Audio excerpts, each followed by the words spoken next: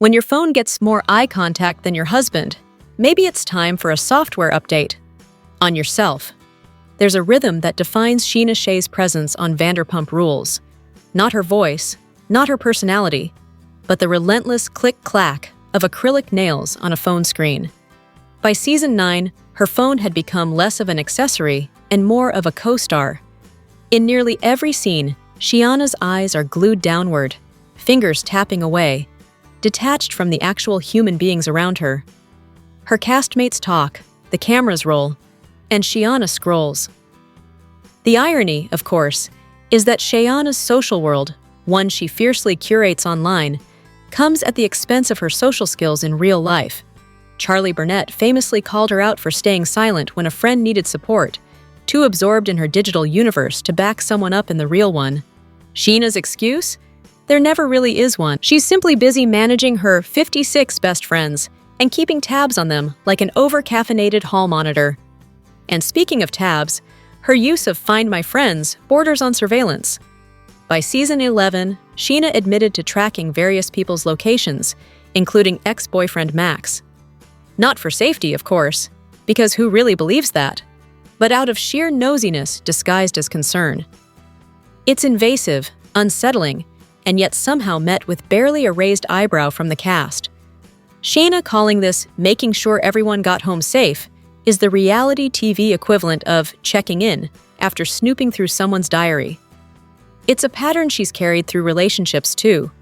Her first marriage suffered under the same obsession, a partner constantly half-present, more invested in the glow of her screen than the person across the table. Scheana has been called out for it repeatedly, yet nothing changes. There's always another message to send, another influencer to DM, another excuse for disengagement. Her public image, the beaded hair, the filtered selfies, the look-at-me aesthetic, betrays a deeper problem. Scheana seems desperate to appear connected, yet she's profoundly disconnected from everything real around her. The constant phone use isn't just rude, it's revealing. For someone who claims to value her friendships, she's oddly allergic to actually participating in them. Perhaps that's the ultimate paradox of Scheana Shay. A woman surrounded by people, screens, and validation, but perpetually alone in her own performance. The nails may click, the messages may send, but behind all the noise, there's silence where substance should be. They didn't hide the affair. Everyone just refused to see it. Rewatching Vanderpump Rules from the beginning, especially with the clarity of post-Sandoval hindsight, is like watching a magician's act once you know where the trapdoor. Suddenly, every smirk, every misplaced glance, and every oddly timed girls' night becomes a flashing neon sign for deceit. For newcomers discovering Ariana's origin story only after seeing her on Love Island, the show's early dynamics feel almost quaint. But once the affair between Tom Sandoval and Raquel, or Rachel, depending on which version of her one prefers, detonates, the earlier seasons take on an eerie, prophetic quality. What once seemed like harmless awkwardness now plays like a rehearsed performance in a long con of emotional theater. The supposed giveaways are everywhere. By season 9, Tom and Raquel's scenes were less friendly coworker banter and more badly disguised infatuation. The rewatchers can't help but cringe at moments like Raquel grilling Ariana about her sex life over lemon drops, knowing full well she was sleeping with the same man. It's the kind of audacity that would make Shakespeare's Iago blush. Raquel's early seasons offered little hint of this eventual chaos. She appeared ornamental, an accessory to James Kennedy, pleasant enough but forgettable. A supporting character destined for an eventual fade-out. Yet, the irony is that the least likely player became the epicenter of the show's biggest implosion. When she later brags to Katie about kissing Schwartz, and Ariana jokingly quips, "I didn't think you had it in you," the line now lands like a cruel joke from fate. As for Sandoval, his track record of fidelity is about as solid as a paper straw. The Miami Girl debacle wasn't an isolated incident. It was merely one in a series of indiscretions that Ariana chose to sweep under the rug in pursuit of the perfect couple narrative. Many longtime viewers argue she knew more than she admitted, but self-preservation and pride made denial the easier option. Tom's pattern of deceit wasn't a revelation. It was a routine. The only surprise was how long it took for the facade to crumble completely.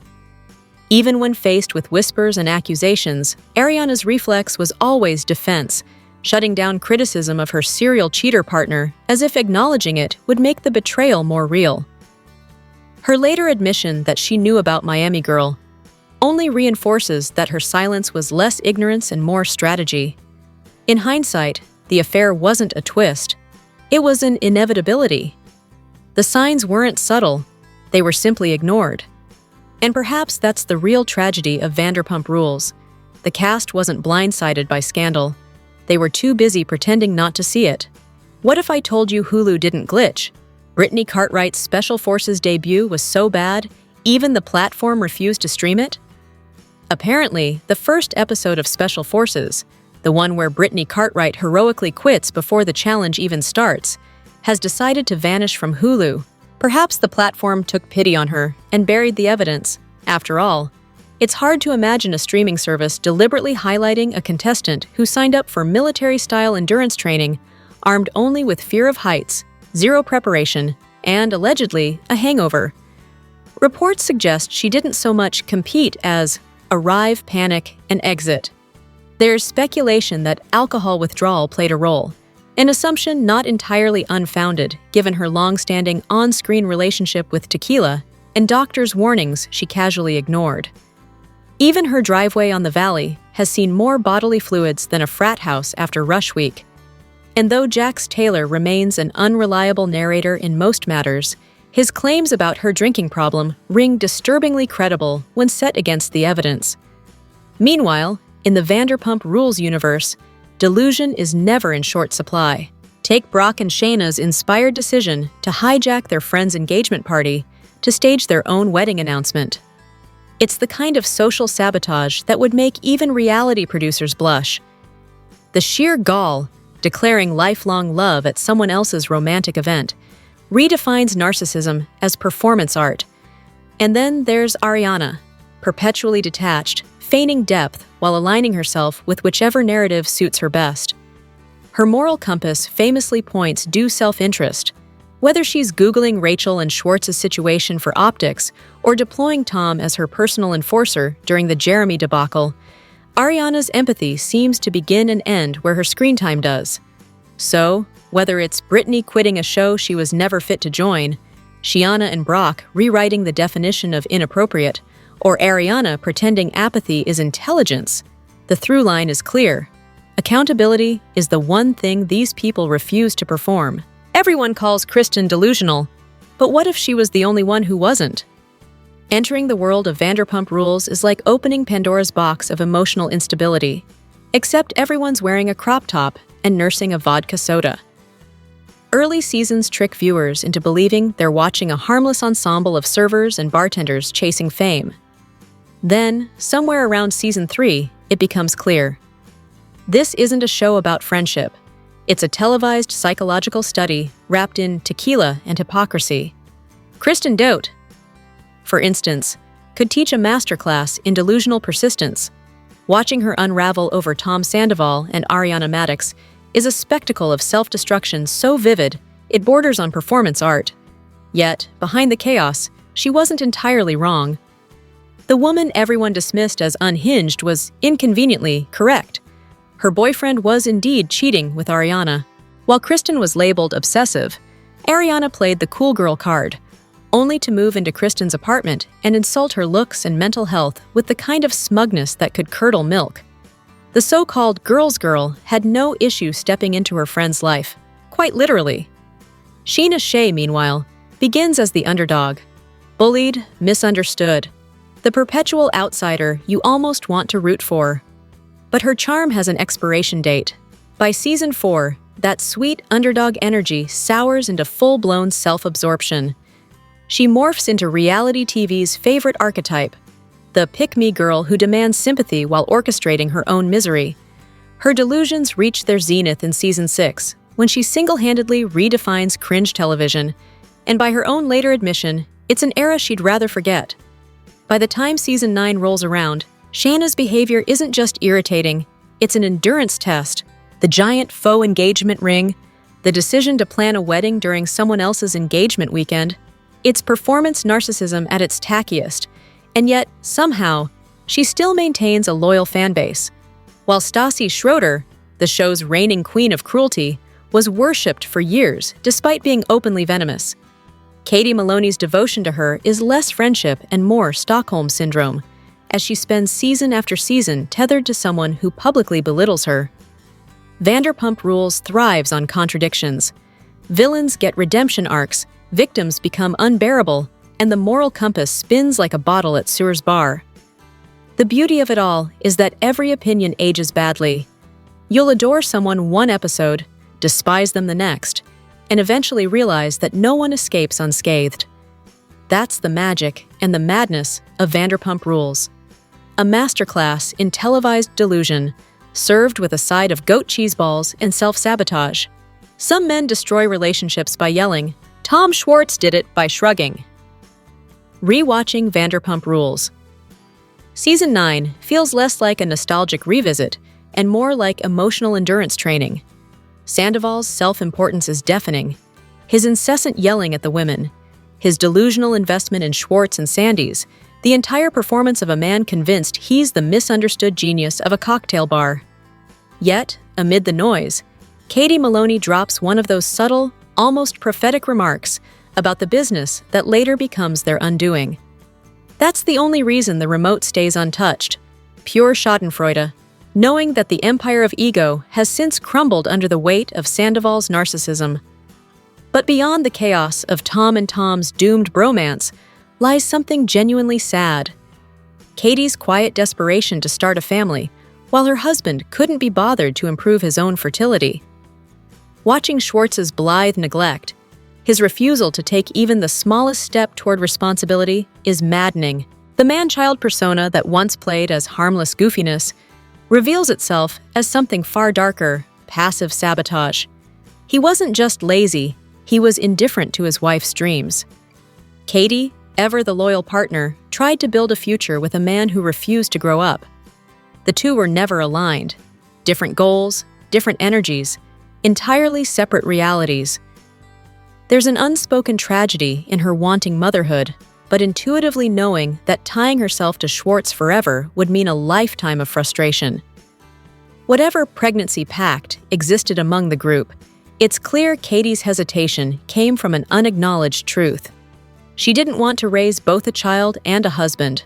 Schwartz's brand of toxicity is particularly insidious because it's cloaked in charm. He isn't the loud, overtly cruel type like Jax or James.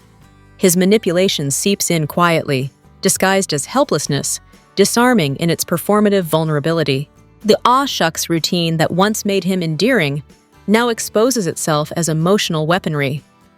It's the kind of abuse that doesn't leave bruises, but erodes confidence, one condescending shrug at a time. After a decade of that erosion, Katie finally chose herself, and the liberation is palpable. By season 10, she'd emotionally checked out of both Schwartz and the show's toxicity, leaving him to flounder without a wife to scapegoat. His misery in her absence feels less like heartbreak and more like withdrawal. The loss of someone who absorbed his dysfunction for years. Katie's exit was both personal and symbolic. A woman walking out of the chaos she once normalized. And thank God she did, because the only thing worse than being married to Tom Schwartz would have been co-parenting with him. Calling Jax Taylor bipolar is the nicest lie anyone's ever told about him. Season 4 of Vanderpump Rules offers one of the few instances where Shiana Shea momentarily earns the audience's empathy. When her then-husband Shay's addiction surfaces, it's a rare glimpse of Shiana stripped of her usual performative gloss. Addiction by nature thrives in secrecy. Addicts lie, manipulate, and construct a convincing illusion of normalcy until the entire act collapses. Sheena's devastation, though occasionally shaded by her chronic self-focus, felt grounded in genuine confusion and pain. Her instinct to project perfection while her marriage disintegrated was textbook Shiana, the performer first, the person second. Yet for once, the front seemed less like narcissism and more like survival. Where the show pivots from tragedy to absurdity, however, is with Jax Taylor. Viewers quickly discover that labeling his behavior as merely bipolar is the moral equivalent of blaming a hurricane on a leaky faucet. His pattern of cheating, lying, and emotional sabotage far predates any diagnosis and continues long after it. While some fans speculated about late-discovered mental health issues, the timeline tells another story. Jax had been diagnosed years earlier, discussed medication on camera, and simply refused treatment. In true Jax fashion, self-awareness was always optional. His behavior, chronic infidelity, impulsivity, and emotional shallowness aligns less with bipolar disorder and more with the narcissistic pathology that defines his entire persona. He lacks empathy, depth, and any apparent concern for the wreckage he leaves behind. The speculation about additional addictions or even his sexuality underscores one truth. Jax Taylor is a man perpetually chasing validation he's incapable of sustaining. Whether it's women, fame, or yet another failed redemption arc, he collects relationships like trophies he never bothers to polish. The most bewildering mystery isn't why Jax cheats, it's why anyone still dates him. Perhaps the women who come after haven't watched the show, or worse, believe they can succeed where all others failed. Either way, the result is predictably tragicomic. Jax thrives in dysfunction. It's the only environment where he can still play the victim while setting the fire himself. Sheena, for all her flaws, at least seemed capable of remorse and recognition when faced with addiction's collateral damage. Jax, in contrast, remains the human embodiment of arrested development. Proof that sometimes the most dangerous addiction isn't to drugs or alcohol, but to one's own reflection. Don't make the rookie mistake of thinking the Valley will replace Vanderpump Rules. It won't. There's a peculiar kind of void that follows the end of Vanderpump Rules, a silence only chaos can fill. For many first-time viewers lured in by Ariana Madix's Love Island glow and the media storm of Sandoval, the descent into this Bravo fever dream feels both exhilarating and irreversible. Once the credits roll, there's a universal question: what now? The options are as messy as the show itself. Some recommend The Valley, the natural spin-off that promises more Jax Taylor, though promise might be a generous word for watching a 45-year-old man reenact his 20s, this time with a mortgage and children. The curiosity is understandable. It's the same cast of characters, aged but not evolved, the emotional equivalent of reheating last night's tequila shots. Still, with only 2 seasons and an allegedly unhinged second one, The Valley makes for an efficient rebound binge. Others advocate for The Real Housewives of Beverly Hills, especially the early seasons, a glossy masterclass in dysfunction that's less bar fight and more diamond-studded takedown. It's a different species of spectacle, less tequila, more champagne, but no less combustible.